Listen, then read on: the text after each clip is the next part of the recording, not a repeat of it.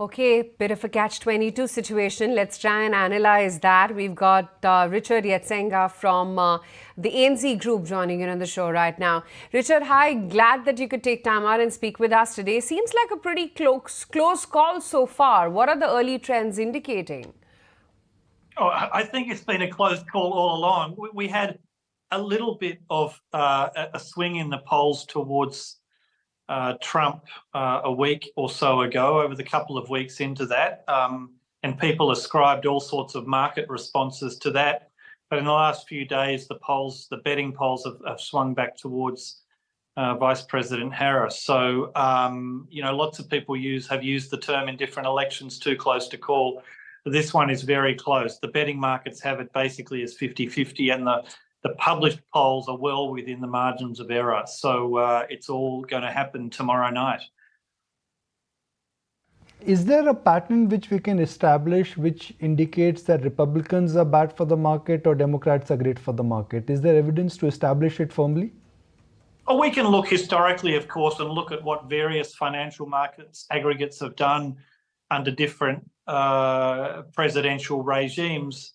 But of course, this time the candidates are certainly on the Republican side, a bit different from recent decades. And those market outcomes, of course, depend on what else is happening both in the US economy and globally. So I don't tend to put a lot of stock in them, particularly when you consider there's quite a bit divergence in the tariff policies of the two candidates and quite a big divergence in the fiscal policies of the two candidates. I'd rather rely on what we know about their policies rather than just a simple mechanical reading of history. What will change if Republicans come back to power, and what will certainly not change if Democrats are voted back to power? Look, regardless of the election outcome, things change. Certainly we'll have to see how the two houses of Congress fall and whether we get a Republican clean sweep or not. Presuming the congressional houses are split, then the presidency will have perhaps a bit less influence than it might if we had a Republican clean sweep. But certainly, as much as we understand about the policies of the two candidates, the two starkest kind of macroeconomic differences are between the likely budget deficits and on the tariff side. It seems likely that a Trump presidency would be more expansionary on the budget side, and a Trump presidency would be much more activist on the tariff side. That this election is too close to call, I'm assuming that there would be a division in terms of who will control the Congress, what happens to the Senate, and then politics could be at play, which means that no big decision making will be done. Are we in for more of the same, what we've seen in the last 4 years, where the gridlock will continue more than economics, it would be politics? We want things to change, but nothing will change. I don't know that gridlock is the right term. I feel like quite a lot has happened the last 4 years from a policy perspective in the US. Consider the Inflation Reduction Act and the CHIPS Act, which together have seen the level of manufacturing construction in the US up more than 200%, about 250%.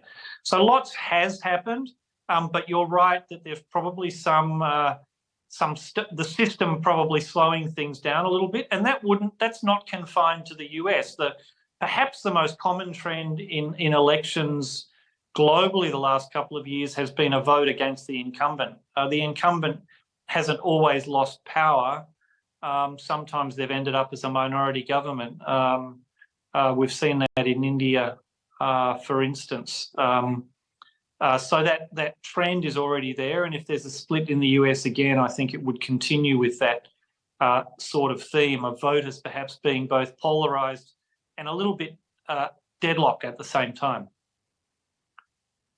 Irrespective of who wins, do you think that the task at hand when it comes to the US economy is going to be a bit of a daunting one? Yes, of late there has been a bit of encouraging data, but to keep up at this pace, how difficult or challenging do you believe it's going to be?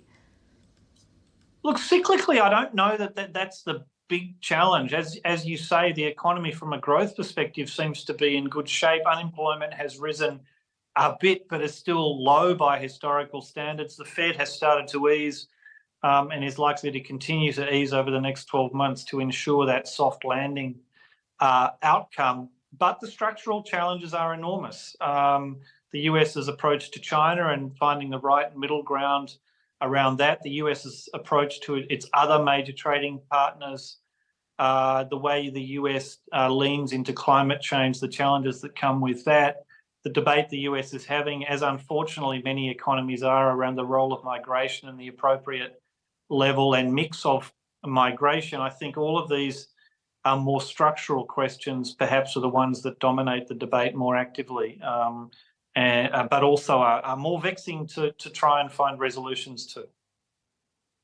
Talking point, Richard, and especially here in India is going to be, what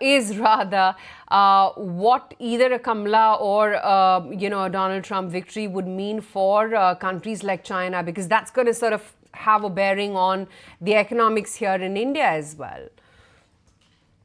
The unfortunate reality, I think, is the world has shifted away from its most open and globalist approach, whether it was Trump 1.0 or other events which conspired to contribute to that outcome. We can all debate, but that seems to be the unfortunate reality. We know the economic implications of that are more inflationary and for the world, less growth. But regardless of who wins the election tomorrow, the US does seem to be on a course where it's becoming choosier about who it has its trading and other relationships with in the world. And that's something that the US and the world needs to continue to work through. Certainly under the Biden presidency, the US has continued to maintain quite strong language against China. Perhaps a Trump presidency would be a little more Trump 1.0, maybe a little less predictable, a little more overt, less aligned with the US's traditional allies. But the direction of travel, unfortunately, seems, for now at least, seems to be baked in the cake.